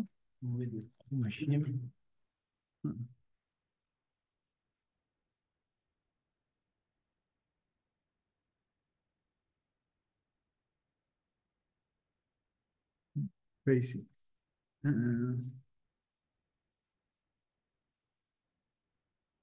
Mais en gros, il y a une amende en plus de ce qu'il doit lui payer, de la honte, de la souffrance qui a été causée dans le cas d'un viol, ce qui n'est pas le cas dans une relation consentie, etc., etc. Ok. Donc là, la question, ça porte sur la partie purement amende. Euh, C'est pas le passage d'après? Benatan Aïcha Shokha Vima le Avi Anara Hamishim Kasef. alors, c'est ça. La question, c'est que si elle remplit toutes les conditions du verset, c'est-à-dire qu'elle a entre 12 ans et 12 ans et demi, qu'elle est vierge, et qu'elle n'est pas fiancée, parce que de toute façon, si elle est fiancée, le violeur est passible de mort, puisqu'il a couché avec une femme, il a violé une femme qui était fiancée. Donc on ne parle pas d'un cas comme ça. Ok. On parle d'un cas où elle n'est pas fiancée. Et donc il paye une amende. Normalement, il paye une amende au père. Ok. Là, il y a un débat dans la Gemara. Nahara shinita resa v'nitgaresha. Ok. Rabbi Yossi Aglili, Omer, En la knas.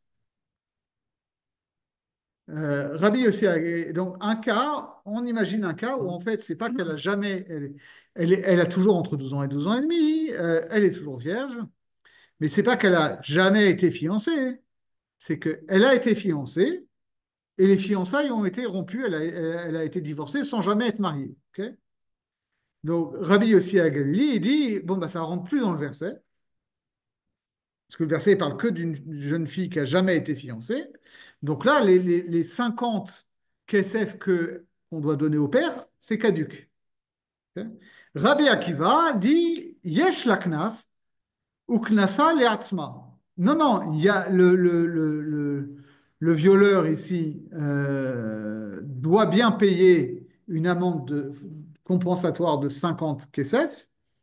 Mais sauf que comme elle a été auparavant déjà fiancée puis divorcée, elle n'est plus sous l'autorité paternelle, donc l'amende, elle est versée à elle plutôt qu'au père.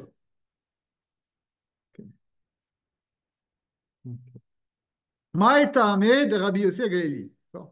C'est quoi la logique de Rabbi Yossi Agalili? Amar kara asher lo orasa, a orasa en la knas. Rabbi Yossi Agalili, on parle d'un cas où elle n'a jamais été fiancée. Si elle a été fiancée, le cas ne s'applique plus. Rabbi Akiva Amar asher lo orasa le avia orasa le asma. Rabbi Akiva il dit, si elle n'a pas été, jamais été fiancée, l'amende va au père. Si elle a déjà été fiancée, l'amende revient à elle-même.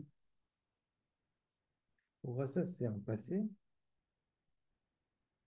Ouais, c'est un passé, passé passif. Et là, mais attends. Ok, alors suivant ta logique, Rabbi Akiva. Na'ara velo bogeret achinami, il est atzma. D'accord? C'est euh, suivant ta logique. Si on joue sur les autres termes, Na'ara, donc si elle est Na'ara, le verset dit ça va à son père. D'accord? Si elle a entre 12 ans et 12 ans et demi, l'amende va à son père. Donc ça veut dire que si elle est adulte, c'est elle qui récupère l'argent. Betula, vélo Béoula. On dit il faut qu'elle soit vierge. Et donc, si elle est plus vierge, Achinemi de Leatzma, donc ça veut dire que c'est quelqu'un qui va récupérer l'argent. Je veux bien, mais personne n'a jamais dit ça. Dit la Gemara. Si on poussait la logique de Rabbi Akiva jusqu'au bout, on dirait que dès qu'elle est soit plus âgée de plus de 12 ans et demi, soit qu'elle est plus vierge, soit qu'elle a été fiancée un jour, alors c'est elle qui récupère les 50 KSF et c'est plus son père. Je veux bien, mais personne n'a jamais défendu ça, même pas Rabbi Akiva. Mais voilà, on fait comme si Rabbi Akiva prenait un mot et dit C'est ça. à contrario, c'est à elle. Ouais. Mais la logique, enfin là, il a choisi un point particulier. Il a choisi le fait qu'elle était. Alors déjà, on pourrait se demander s'il veut dire ça marche qu'elle est. Ça rentre dans le texte parce elle est pas fiancée au moment où elle est Ouais. violée. À ce titre, ouais. Mais alors à ce titre, elle a le droit enfin, il y a une amende. Et après, à qui la verser, c'est une autre question. Ouais, mais c'est plus dans le texte. Ouais. Donc, et là, les gamrés, acha, nami, les gamrés. Amar le Rabbi Akiva, il te dit non, non, non, non. Pourquoi est-ce que je déduis de lo rasa et pas de Nahara et pas de Betula? Hay lo rasa mi baele de Chedetania, asher lo rasa prat le Nahara shintarasa in garesha she'en la knas. C'est vrai, Rabbi Yosef dit. Euh, alors là, on a un truc un peu bizarre parce qu'on va rapporter comme preuve une braïta qui est quasi identique à la Mishnah, sauf que finalement, Rabbi Akiva va pas dire la même chose. Donc, il faut être précis, d'accord? Il dit, Rabbi Akiva, il dit que lo rasa, c'est pas juste, c'est pas un terme sur lequel on peut jouer comme Betula ou Neara. Pourquoi? Hein, parce que voilà, comment on enseigne. Donc, dans un cas comme ça, où fiancé et divorcé, Rabbi Yossi Agali, il dit comme dans notre Mishnah, il n'y a pas de knas. Rabbi Akiva il dit yesh la knas, et kansa le avia. Il dit non, il y a knas, mais le knas va à son père. Alors que dans notre Mishnah, le knas va à elle. D'accord? Alors, c'est un peu bizarre comment les deux s'articulent, mais bon, suivons le flow. Ve'adin noten, ovil ve'avia zakai bekesef kidushia. Et via זכאי בכסף קנסה. מה כסף קידושי אף על פי שניתן לעשות מגרשה לאביה? אף כסף קנסה, אף על פי שניתן לעשות מגרשה לאביה. Donc il dit, lui il se base sur une autre logique, il dit, voilà, quand elle a été euh, quand elle a été fiancée, et que donc pour conclure les fiançailles, le futur mari a donné une somme d'argent à la future mariée. Mais dans ce cas-là où elle est mineure, cet argent-là, c'est le père qui le prend. Ok. Et si ensuite les fiançailles sont cassées, le père garde l'argent. Ok.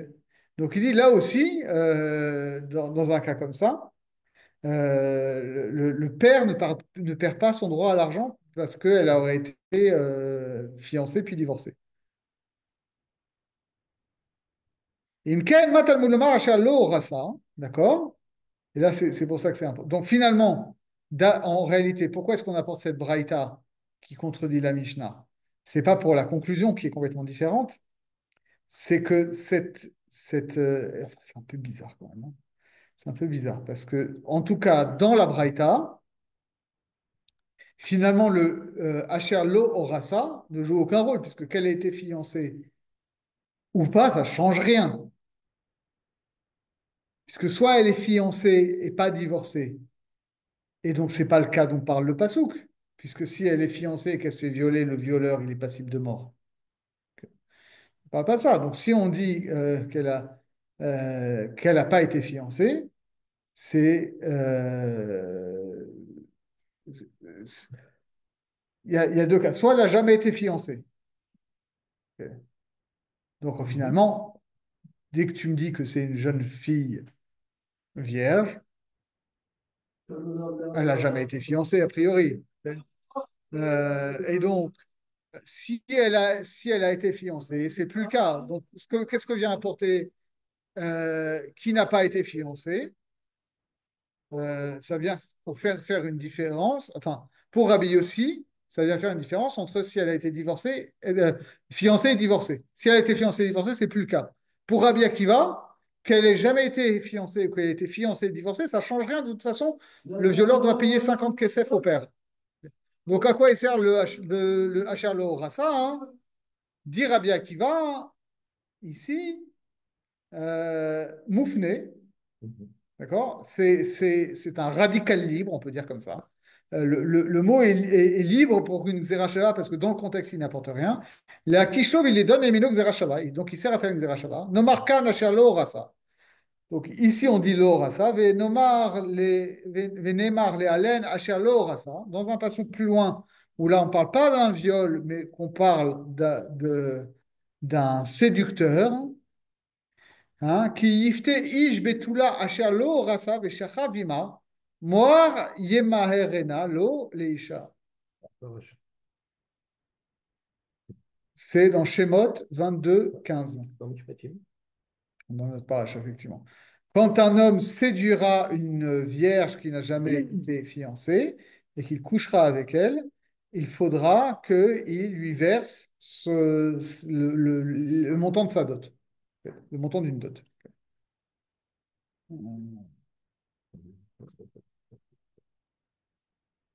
Donc, ITC, c'est quoi le cas? Dans le Kitetse, c'est le cas d'un viol. Il n'y a pas le mot honnête dans ITC. Je n'ai pas compris. Bah, a priori, c'est ça, puisque là, dans Mishpatim, c'est Méfaté, c'est le séducteur, donc elle est consentante. Oui, mais. Ouais, Enfin, elle est consentante. oui. Elle s'est laissée convaincre, quoi. Il y aura toute une étude à faire sur la notion de consentement entre ces deux cas-là, quoi, hein, parce que, On voit que le consentement n'est pas si consenti que ça, puisqu'il y a un CNAS. ouais. Ouais. Que-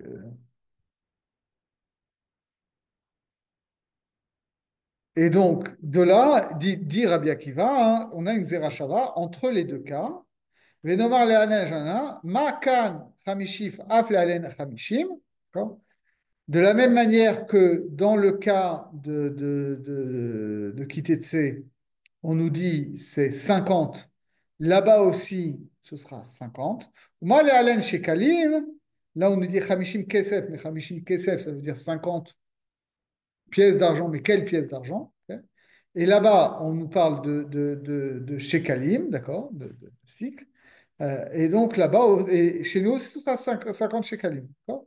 Donc on apprendra, on aurait une xerashava, dit Rabbi Akiva, entre le cas de tfasa. Donc, tfasa, c'est quand même un viol, c'est-à-dire, il s'empare d'elle. Mhm. Oui, d'accord. Entre le cas du viol et le cas de la séduction, on a une zerachava pour dire que dans les deux, dans un cas c'est dit 50, mais on ne sait pas quelle unité de monnaie, dans l'autre cas on nous dit c'est des shekalim, mais on ne sait pas combien, ça fait une zerachava, on sait que c'est 50 shekalim dans les deux cas. Rabbi Akiva, Maï Chazit de Asher lo orasa l'exerachava. Mais alors maintenant, c'est là notre sujet. Rabbi Akiva, tu as plusieurs mots en commun dans ces deux versets-là. D'accord. C'est vrai que tu as Asher lo orasa, d'accord, et tu as aussi Betula. D'accord. D'où tu déduis que le Asher lo orasa, c'est ça qui est en trop pour faire la Shava, qui est moufné, et que Betula, non, ça a un sens dans le contexte, les Meoté Beoula pour dire non, il faut d'abord qu'elle soit vierge et pas qu'elle ait déjà connu un homme. Ema Betula, l'exeracham. Vachar le Horasa, Prat le Nahara, Shinitaresa, Vengarasha. Dis-moi que finalement, Betula, on s'en fiche, qu'elle soit vierge ou pas, c'est pas pertinent dans le sujet. Et ce qui est, et alors que, au contraire, hein, dans chacun des deux cas, le fait qu'elle ait été précédemment fiancée ou non, c'est ça qui est signifiant pour faire une différence entre les cas. Donc on comprend bien conceptuellement euh, ce qui est en jeu, même si ce n'est pas forcément notre mentalité moderne, je l'accorde volontiers. Euh, mais finalement, ce qui va se passer, et en fait, pour bien comprendre, c'est que ici, on ne parle pas de la notion euh, contemporaine qu'il y a que le viol serait un acte criminel et qu'il faudrait que la personne soit punie pour ça et que la victime soit dédommagée. En réalité, ça existe, puisque justement, ça va être la grande différence entre le cas de Honès et le cas de Méfaté. C'est-à-dire que quand il y a Honès, quand il y a viol, le violeur doit payer un dédommagement de la souffrance infligée à la victime. Ce qui n'existe pas dans Méfaté, dans la séduction où elle était consentante. Mais indépendamment de ça, on est dans des cas où, a priori, donc et on ne parle pas du cas avec une femme mariée, puisque là, c'est carrément une autre catégorie où on rentre dans l'adultère, c'est passible de mort, machin. Si elle est consentante, elle aussi, elle est passible de mort. Si elle est violée, c'est que lui qui est passible de mort, etc. Donc, on parle d'autre chose. On parle de. Et pareil, on ne parle pas de mineurs. Parce que, comme on va le voir, après on peut discuter de l'âge, mais comme l'explique Tosfot, c'est dans Dafret ou Tête, je crois, de toute façon, si la jeune fille est mineure, il n'y a pas de distinction entre viol ou consentante. Par définition, elle n'est pas consentante.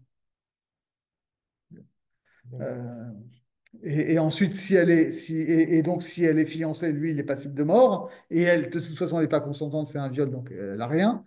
Et si elle n'est pas fiancée, c'est un viol sur une femme non mariée. Et donc, ça entraîne un procès et des compensations vis-à-vis de la souffrance de la victime, plus ce dont on est en train de parler ici, d'une amende spécifique instituée par la Torah. Ok.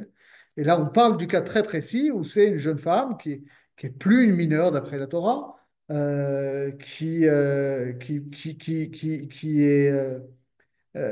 et où donc justement tout ce qu'on est en train de discuter, c'est de savoir, bon voilà, elle est plus mineure. Il y a des cas où elle est consentante, il y a des cas où elle n'est pas consentante, elle n'est pas mariée non plus.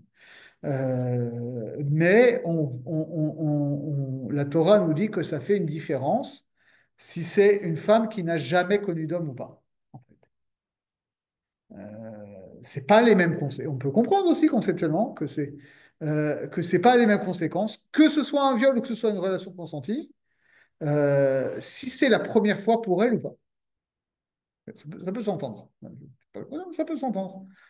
Et la discussion a l'air de s'axer quand on dit elle n'a jamais connu d'homme, c'est elle n'a jamais connu d'homme physiquement ou elle n'a jamais été fiancée à quelqu'un. Il y a un aspect qui est la relation physique et il y a un aspect qui est la relation symbolique, on va dire. Et en fait, c'est là-dessus qu'on est en train de jouer. Qu'est-ce qui est prépondérant ici? D'accord?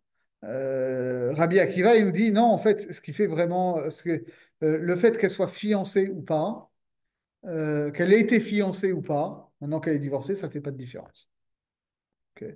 Donc, vu que ça ne fait pas de différence, c'est superflu. Les déterminants réels du din ici, c'est quel âge elle a et est-ce qu'elle a déjà connu un homme ou pas. Le fait qu'elle ait été fiancée ou pas, vu qu'elle est divorcée, ça ne change rien, donc c'est moufné, donc on fait la xéracha là-dessus. La Gemara, elle pose la question, ok, mais non, peut-être que finalement, ce qui est déterminant, si elle a déjà été fiancée ou pas, même si elle est divorcée.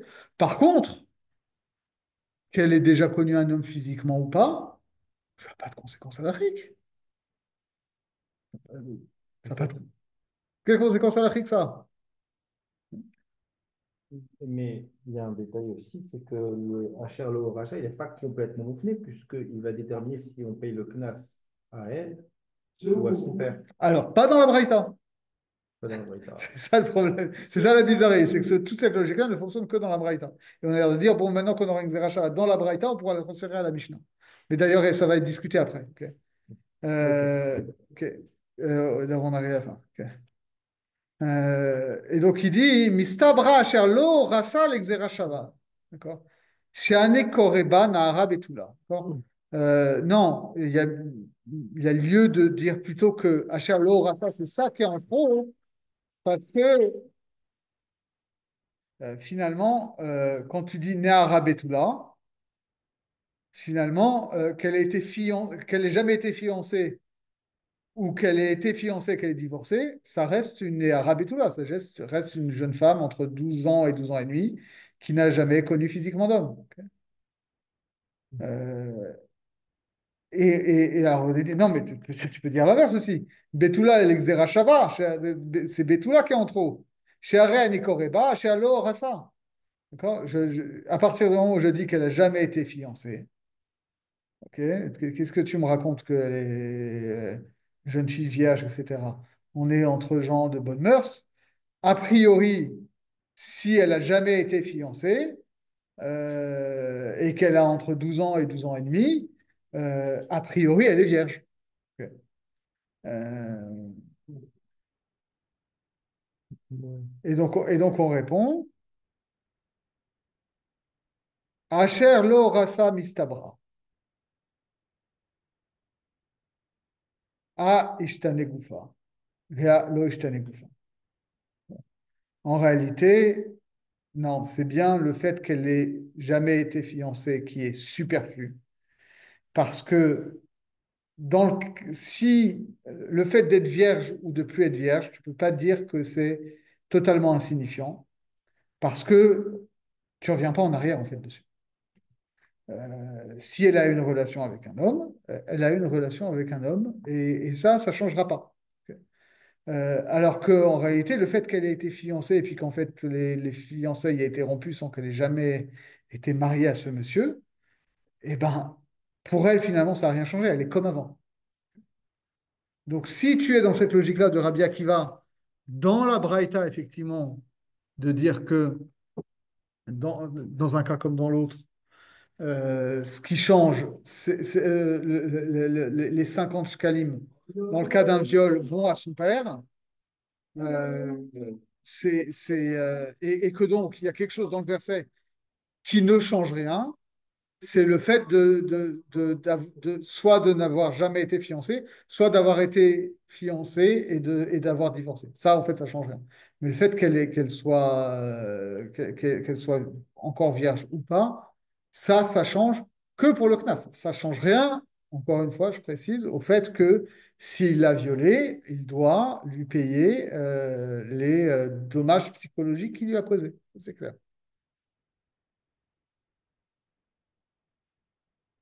Ok. Comme un ézec standard. Comme un ézec, c'est un ézec tsar. Ok. D'accord. Et par ailleurs, on précise aussi que Bochette, il paye dans les deux cas. Bochette, c'est-à-dire la honte qui lui fait. Tsar, c'est la souffrance physique ou c'est la souffrance psychologique. Bochette, c'est la souffrance sociale. Ok. Dans les deux cas, et c'est très intéressant pour toutes les discussions actuelles sur le consentement. Ok. Parce Oui. que cette dimension sociale, elle est souvent, on est toujours dans une lecture psychologique du consentement, de est-ce que je voulais vraiment, est-ce que je me suis senti forcé, est-ce que je me suis senti obligé d'accepter pour lui faire plaisir, etc. Mais en réalité, dès que tu rentres dans ces histoires-là de je me suis senti forcé d'accepter parce que c'était mon copain, parce qu'en réalité, c'est pas qu'une contrainte psychologique, c'est une contrainte sociale. C'est parce que on m'a appris que c'est comme ça qu'il fallait faire, tu vois. Quand tu es avec un mec depuis 2 ans, bah, au bout d'un moment, oui, il faut, même si en fait, tu n'avais pas vraiment envie, mais bon, il t'a persuadé, ou que machin, etc. Et en fait, ça peut rentrer aussi dans Bochette, quoi. En fait, c'est exactement le contraire. C'est mal vu, justement, Ouais. d'avoir cédé. Oui, oui, oui, oui, et non, parce que tu vois bien comment ça se passe dans toutes ces histoires-là. En banlieue, par exemple. Tu vois, toutes les histoires horribles que tu as pu entendre sur des tournantes et tout. Comment ça se passe? C'est que d'un côté, c'est machin, je suis avec mon petit copain, il est gentil, il est tendre et tout. Je voulais rester vierge jusqu'au mariage, mais j'ai cédé parce que lui, c'était différent. Ok. Et puis, une fois que c'est fait, le mec se révèle un vrai voyou de banlieue et qu'il te fait une réputation, Mhm. que c'est une traînée, que machin, et que tout le monde couche avec elle et tout. Donc, c'est toujours à double tranchant. C'est ça le problème social aussi de cette histoire du consentement chez les jeunes non mariés. C'est que d'un côté, tu as cette pression sociale pour dire il faut coucher. Et de l'autre côté, quand tu as couché, eh ben, ton statut, effectivement, change dans la société. Alors, dans certains milieux, c'est valorisé. Et dans certains milieux, eh ben, il y a un bochette qui est attaché à ça, quoi. Et que pour le coup, on est totalement dans le cas de Méfaté. Parce que si tu avais su les conséquences sociales qu'aurait eu le fait que tu as cédé à ça, euh, tu n'aurais peut-être pas fait. Donc, c'est une notion de consentement qui n'est pas juste. Est-ce que moi, j'ai envie de le faire par rapport à mon corps, par rapport à où j'en suis dans ma relation de couple, mais où j'en suis dans ma position sociale. Ouais, peut-être. Je ne suis pas complètement convaincu.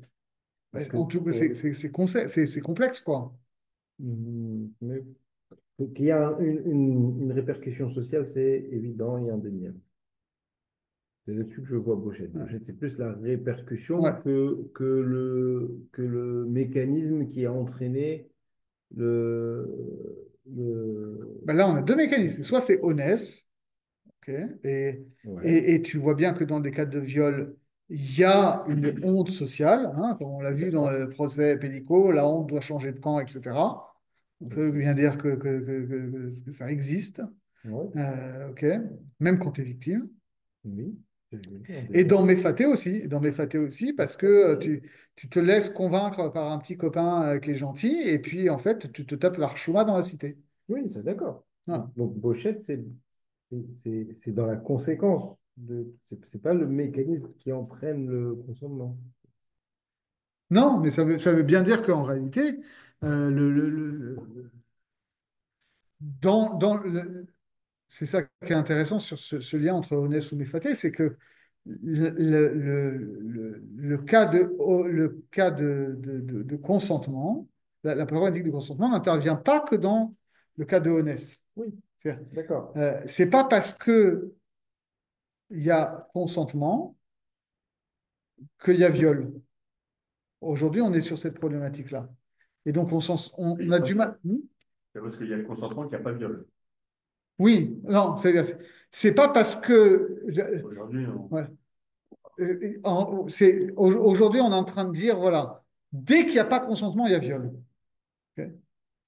Et donc, on est dans tout ce nœud-là de dire, ah oui, mais attends, et c'est pas si simple que ça, et ça veut dire quoi le consentement? Et finalement, si tu as dit oui, ça veut dire que tu as consenti, et même si tu regrettes après, et si tu regrettes pendant, etc., etc., tu vois. Et donc, les mecs disent, mais moi, je suis pas un violeur, parce que, tu vois, il n'y a aucun moment où je l'ai forcé. Et justement, cette notion de méfaté, elle est intéressante à ce niveau-là, parce qu'elle permet de comprendre que, que il peut y avoir. le problème, c'est Il- qu'aujourd'hui, on il- n'applique pas les filles de 12 ans. Hmm. Le problème, c'est qu'aujourd'hui, on n'applique pas les filles de 12 ans, les FAT. Et ça, c'est un gros problème. Enfin, je parle en juriste, c'est un gros problème. C'est-à-dire. C'est-à-dire que une fille de 20 ans qui se fait avoir, Ouais. alors, ça, on ne peut pas dire que c'est un viol. La situation est compliquée parce que l'homme, il faut aussi que l'homme il puisse se dire est-ce que je viole ou pas? Mais c'est ce que je suis en train de dire. C'est Oui, ce que je suis oui, en train de non, dire. ce que je veux dire, c'est qu'aujourd'hui, le problème, c'est qu'avec une gamine de 12 ans, 12 ans et demi, on n'a pas de problème à envisager le séducteur qui abuse. Il y a Alors, eu on a des moins de cas, problèmes. On a moins de problèmes à il y a eu des envisager. cas juridiques récents où juste, je me rappelle très bien qu'il y a eu une affaire il y a 3 4 ans comme ça, où l'appareil juridique étant ce qu'il est, qu'il faut qu'un viol se soit par surprise ou contrainte, et que c'était sur une gamine de 12 ans, et que il n'y a pas eu de contrainte physique, qu'il n'y a pas eu de surprise, qu'il y a eu tout simplement emprise et sidération et machin, etc. Ça a été très compliqué, et que de fait, dans ces cas-là, Mais c'était quel âge il avait l'homme? Le juge, à si, cet si, si, âge-là, si. il va aller sur le viol, hein, le juge, à cet âge-là, normalement. Hein. Après, il y a peut-être des cas Non, non, exceptionnels, non, mais justement, enfin, surtout que c'était. maintenant, alors, en plus, je n'ai pas suivi, mais maintenant, plus en dessous d'un certain âge, il n'y a pas de consentement Ouais. possible, ce qui est une bonne chose. Oui, mais c'est des choses qui ont évolué récemment et qui sont encore en pleine évolution. Je sais pas, vous avez abordé la notion de Pintu Iktana Onesu. Oh, j'en ai parlé au début donc tout vote, dans Tosot sur tout vote à partir C'est la Gemara qui ouais, dit ça. ouais, ouais. Je- euh, ça me... Mais c'est en dessous de 9 ans. Non, non, non, En dessous de quoi? En dessous de 12 non, ans? non, En dessous de non, 12 ans. un massé sharia, là, Ah, quelqu'un m'a posé la question. On lui a fait le shidour avec une fille. Il s'avérait que la fille, elle avait 17 ans et un copain des CI a abusé d'elle. Mais sans la forcer, quoi. Elle comprenait pas bien qu'est-ce qui s'est passé. Et lui, mais elle était bécasse. il l'a embobiné, quoi. Il a Ouais, c'est ça. embobiné. Mais maintenant, il faut savoir, le da'at, quelqu'un qui n'a pas de da'at, une ktana qui n'a pas de da'at, jusqu'à la bat mitzvah, Ouais, c'est ça. il lui offre des bonbons, etc. Elle est d'accord. Ça s'appelle honnête. Ouais. Oui, ça, c'est Oui, ça normal. c'est ce que dit Tosfot quand il dit qu'il y a, je crois que c'est sur Daf Tête de Ktubot, sur cette histoire où il y a un Sfek-Sfeka de savoir si c'était Béonès ou Beratson ou que c'était Maka, etc. Et Tosfot, ils disent, mais pourquoi est-ce qu'on n'envisage pas justement le cas où elle aurait été mineure quand elle a eu une relation? Et que même si c'est même Ouais. si c'est Voilà, mefaté, et Tosfot disent, en réalité, c'est pas un Sfek-Sfeka, parce que finalement, si elle était mineure, de toute façon, c'était un viol.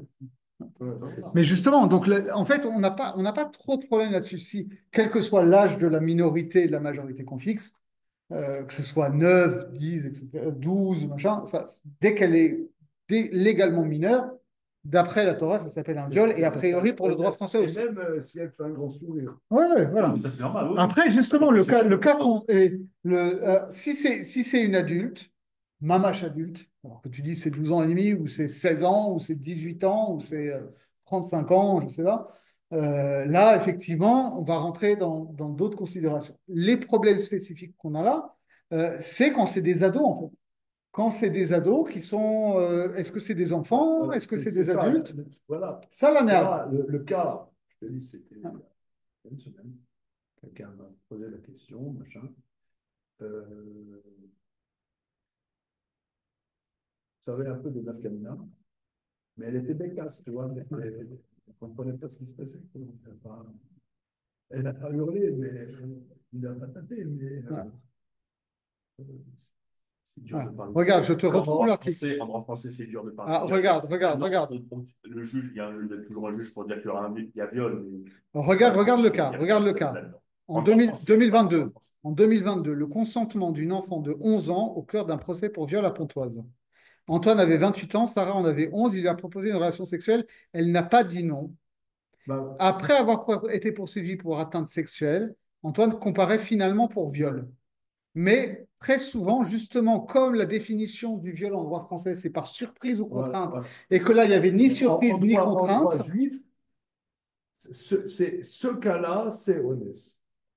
parce qu'elle en avait 11 ans, Maintenant, Non, non, mais oui, parce qu'elle parce qu'elle est Tana. elle est Tana, Mais voilà. si elle avait 12 ans et demi, On peut discuter. alors est-ce que c'est honnête ou est-ce que c'est néfaste? Mais ce qui est intéressant, c'est que ce qu'on essaie de développer là, même si ça n'a pas de rapport avec notre sujet, c'est que de dire, aujourd'hui, quand on discute de ça, on dit, ah voilà, dès qu'il n'y a pas consentement, ça s'appelle viol. Et en réalité, même un consentement n'est pas toujours un consentement, donc ça voudrait dire un viol. Et de l'autre côté, les gens ils disent, non, mais attends, moi, comment tu veux t'assurer du consentement plein, plein et entier à chaque instant de la relation? OK? Et donc, on est tous des violeurs potentiellement parce qu'au quatrième coup de rein, tout d'un coup, la fille, elle veut pas et elle dit après, il m'a violé à ce moment-là, alors que au début du rapport, Comment c'était courant. juridiquement Voilà. mettre Et, des voilà. Et, limitations? et le cas de Méfaté est intéressant parce que le Méfaté, où tu vois qu'il n'y a pas ça, au sens où c'est pas un viol avec une souffrance psychologique, etc., mais que ça touche au ah, mais attends, en fait, j'étais consentante psychologiquement, mais je me rends compte maintenant que je me suis fait avoir parce qu'il y avait tout un contexte social, etc., qui a fait que j'ai dit oui. C'est même pas que j'ai pas dit non, que j'ai dit oui, mais que en fait, je me suis fait embobiner et que c'était pas ça que je voulais profondément. Ça rentre dans le cas de mes fatés. Ouais. Et à n'importe quel âge. Ouais, N'importe quel âge. à n'importe quel âge. Alors après, effectivement, enfin, méfaté, oui et non. C'est-à-dire, est-ce qu'il y a méfaté quand c'est une boguerette? Ça, non. Si c'est une boguerette, si elle est adulte, est-ce qu'il y a méfaté? Pour le CNAS, c'est bochette et machin, etc.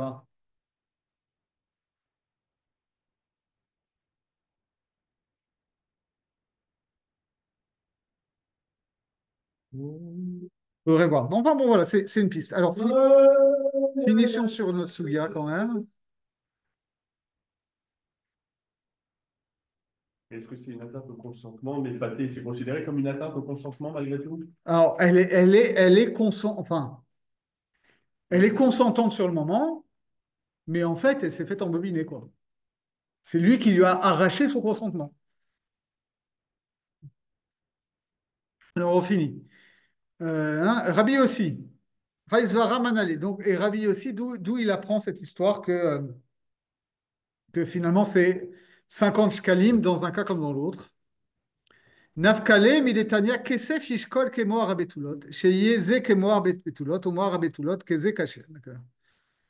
Bref, bon, là, donc, lui, il apprend sans Xerashava, effectivement. Kashia de Rabbi Akiva, très Tanaï aliba de Rabbi Akiva. D'accord. Mais dans la Mishnah, Rabbi Akiva, il dit que les 50 ils vont à elle, et dans la Braïta, il dit que ça va au père. Non, c'est deux Tanaïm qui ont deux traditions différentes de Rabbi Akiva. Voilà. Bishlama Rabbi Akiva de Matnitin, lo atia Gzera Shava, ou mafkale le kara pshate le gamre. D'accord. Donc maintenant, alors imaginons on fabrique un truc, d'accord? La Braïta, elle nous a appris qu'on faisait une Gezerah Shava sur Asher Lo Orasa. Ok. Euh, Transposons-la sur la Mishnah. Bon, là on peut comprendre, c'est-à-dire que Lo Orasa, il a quand même une certaine pertinence. Ok, c'est-à-dire il vient juste dire qu'elle va toucher les 50 vont bien être payés, mais à elle, mais pas à son père. Ok. Et là, il y a Rabbi Akiva de Braïta, Atiak Zerasheva, ou Mafka Mepshate les Gamre. Mais, alors là, c'est intéressant, il faut réaliser. Mais si, Mais dans la Braïta où ça ne change rien, le HR, le Horasa, donc finalement, et c'est bizarre parce que HR, le Horasa, on veut que ce soit un truc qui n'apporte rien, mais ici, on nous dit que non seulement ça n'apporte rien, mais c'est un non-sens total d'avoir cette précision-là. Amar Rav Nachman bar Yitzchak, Karebe HR lo Horasa, Horasa batskilahi.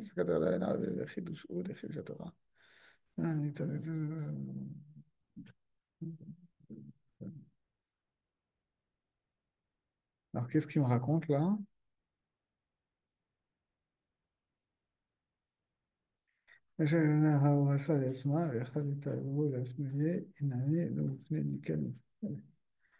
Ok, donc là, il apporte cette question-là, parce on a envie de dire, ben non, mais justement, c'est comme ça que ça fonctionne, Xerasheva. C'est justement que le mot, il veut rien dire dans son là. Donc, Vechad mitar vayu leafnuye, donc ça voudrait dire qu'on serait. euh, ouais. Rachi, il est fort quand même, hein. Rachi est fort. Il dit, euh, comme on va le développer par la suite, en fait, moufner, ça peut fonctionner de trois façons. C'est-à-dire le mot en trop, le mot libre, soit il est libre dans les deux versets, soit il est libre que dans un seul des deux versets, soit en réalité il est libre dans aucun des deux versets. Ok. Euh, et donc, euh, comme on le verra la prochaine fois, il y a une différence entre Rabbi Ishmael et Chachamim, et il y a deux chitotes pour chacun des deux. Mais il nous dit ici, voilà, si dans la Mishnah, le Asher lo Horasa, en réalité, il est moufné dans Mefaté, mais il n'est pas moufné dans Onès. Donc, dans Onès, euh, il sert à la Xerashava, mais il a aussi un sens pertinent dans le contexte, qui est qu'effectivement, à ce moment-là, ce sera payé à elle et pas à son père. Ok. Donc, ça, c'est une hypothèse. Donc là, ça fonctionnerait. Ok. Mais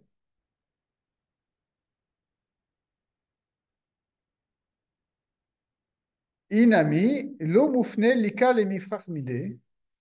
Euh, mais si, alors ça, je crois comprendre ça, si effectivement les deux mots étaient libres dans les deux versets,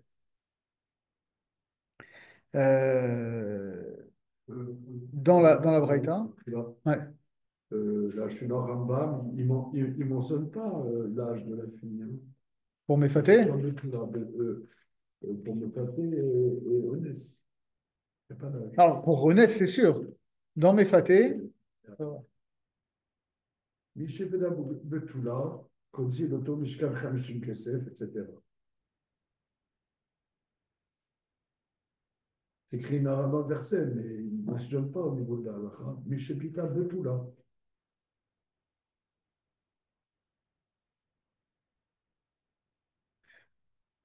oui, mais parce que lui, il tient, il faudrait voir comment ça fonctionne, parce que Rambam, il tient que dès qu'il n'y a pas Kiddushin, c'est Beilat Znout.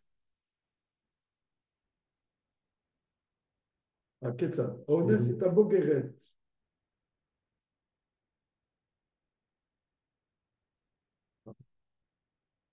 Onès est à Bogeret. El Naknas. Oui. C'est seulement Nahara. Ah, d'accord, donc, ok, d'accord. Ça, c'est pour le Knas, des Hamishim Shekel. Mais ça ne veut pas dire qu'il paye rien. D'accord. Ça veut dire qu'il paye quand même Oui, Tsahar, oui, Bochet, oui, c'est ça. etc. Il doit l'épouser ou pas? Et il doit l'épouser. Ça paraît un peu bizarre, mais en tout Oui, cas, il doit l'épouser, ça c'est clair. ouais. Il doit l'épouser. Après, elle peut refuser. Il doit l'épouser, oui. Non, parce que c'est Alors que c'est déjà. Mefaté, il n'est pas. Il n'a pas. Non, il y a beaucoup de choses. Il y a le Goshen, il y a le Tsahar, il y a tout ça. Ouais. Mais le CNAS spécifique, C'est que pour Néara. c'est que pour nous. Ouais, ça, c'est sûr. Euh, Bon. Et donc, pour finir ce qu'on disait, Rachid dit si. euh,